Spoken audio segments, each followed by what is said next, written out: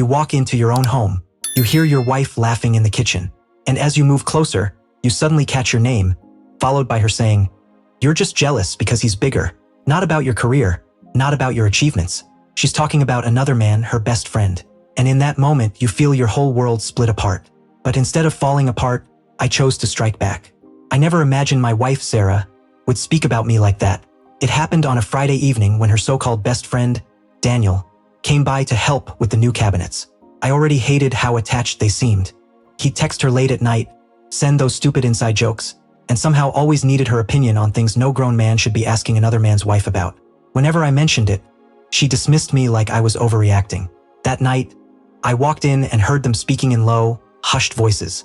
I paused near the hallway, not because I planned to spy, but because something felt off. And then I heard it.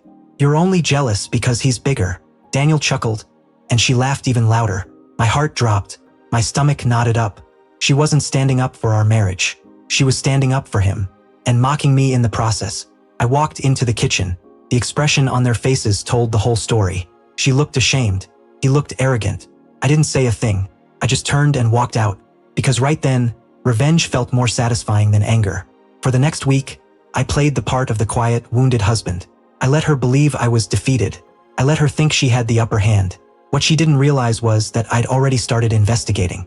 The late-night study sessions. The sudden weekends she needed space. The phone glued face down. Yeah. I uncovered everything. The texts were all there. Flirting, photos, plans, and lies. Not absolute proof of anything physical, but clear enough to show her heart had wandered off. But real revenge isn't loud. It's cold, careful, and exact. I started collecting everything: messages, screenshots, timestamps, receipts. Then I quietly met with a lawyer. Luckily, the house was legally mine, and our accounts were separate. All I needed was one perfect move. 2 weeks later, I set the stage. Sarah invited Daniel over again, this time for a cozy movie night.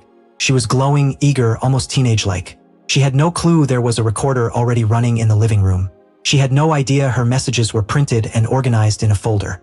And she definitely didn't know I had also invited a few others, like her sister, who never trusted Daniel to begin with. When movie night began, I walked in with the calmest smile she had ever seen. Not furious, not jealous, simply finished. "Before we start the movie," I said, "I'd like to show everyone something." Sarah's face tightened.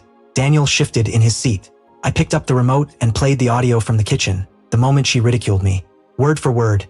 "You're only jealous because he's bigger." The room went still. Her sister stared in disbelief. Daniel looked like he'd been hollowed out. Sarah jumped up. "Were you spying on me?" "No," I said quietly. "I was preparing." I put the folder on the table. "Here are your conversations with Daniel. Here are the dates. Here's everything I'll need." She turned ghost white. What is this?" "That," I said, "is your exit." I slid the divorce papers across the table. She tried tears, excuses, twisting the narrative. But her sister shut her down, and Daniel slipped out the door like the coward he always was. I grabbed my keys and said the last sentence she'd ever hear from me as her husband. "You said I was jealous because he's bigger. Turns out I'm just smarter." The door closed behind me like the ending of a book I should have closed long ago. Weeks later, I learned the funniest part of the entire saga. Daniel completely ghosted her, blocked her everywhere, vanished, left her with nothing. She ended up alone, unemployed, and back living with her mother. Meanwhile, I moved into a new place, got back in the gym, focused on myself, and built a life where I didn't have to compete with anyone, especially not a best friend. Revenge isn't always about striking back. Sometimes it's about walking away so cleanly that the other person is left to carry the full weight of their own choices.